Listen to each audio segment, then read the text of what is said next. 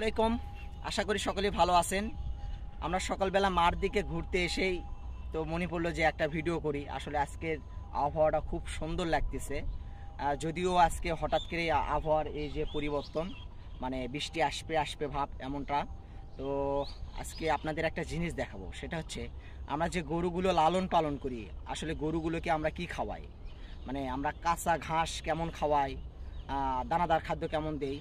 আসলে এই সময়টাতে আমাদের গরুকে খুব অল্প পরিসরে আমরা দানাদার দিচ্ছি, কারণ আমাদের গরুগুলো খুব ছোট।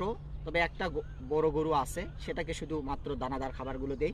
আর এখন বর্তমানে আমরা ছোট গরুকে আমরা সাধারণত এই ঘাস দিয়েই চালাচ্ছি।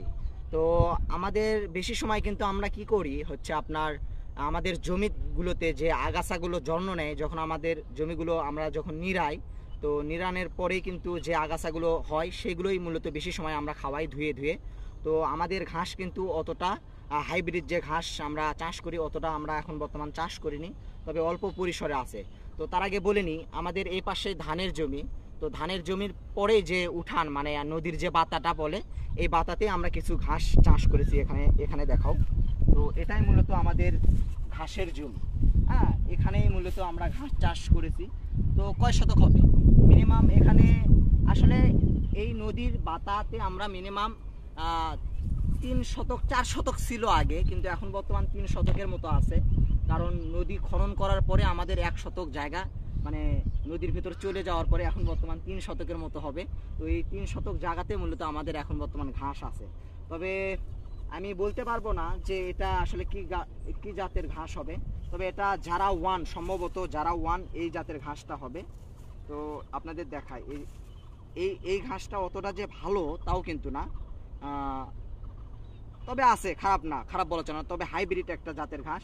আপনাদের দেখাই এ পাশে আমরা মূলত যখন আমাদের আগাছা মানে ঘাস প্রয়োজন হয় নেওয়ার, তো তখন আমরা এই পাশ থেকে কাটে নিয়ে যাই। 2 থাকে মূলত আমাদের ঘাসগুলো আছে। তো এই ঘাসগুলো মানে এই পাশ থেকে আমরা কাটা শুরু করছি, দেখতে পাচ্ছি এখানে কিন্তু ছোট। আর ওই পাশটাতে এ পাশে আসো, এ পাশে নিয়ে আসো।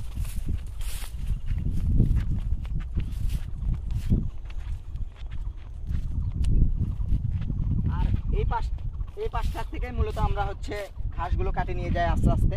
তবে আমাদের যে বেশি ঘাস লাগে তা কিন্তু না, অল্প ঘাস হলেই হয়। আপনাদের একটা জিনিস দেখাই, সেটা হচ্ছে এই যে ঘাসটার এই যে ডাউটোটা আছে, হ্যাঁ, এই ডাউটোটা অতটা মিষ্টি না। তবে মিষ্টি হলে গরু ভালো ঘাস খায়, মানে এই ডাউটো সহ ভালো খায়। তবে আমাদের যেহেতু মেশিন নাই, আমাদের এটা কাটে দিতে হয়। আর মূলত এই পাশ থেকে আমরা ঘাসগুলো খাইয়ে খাইয়ে আস্তে আস্তে আবার উপরের পাশটা আমরা খাওয়াবো। হ্যাঁ, তো দেখতেই পাচ্ছেন আমাদের ঘাস। তো আজকে যেহেতু আমাদের ঘাস প্রয়োজন নাই, কারণ আজকে আমরা ইয়ের থেকেই, মানে আমাদের যে জমি নিড়াচ্ছে ওইখান থেকে মূলত আমরা ঘাসগুলো নিয়ে যাব। তো আসলে সকালবেলা ঘুরতে এসে আসলে এই ভিডিওটা করা। তো আশা করি সকলে ভালো থাকবেন। আজ এই পর্যন্তই। আসসালামু আলাইকুম।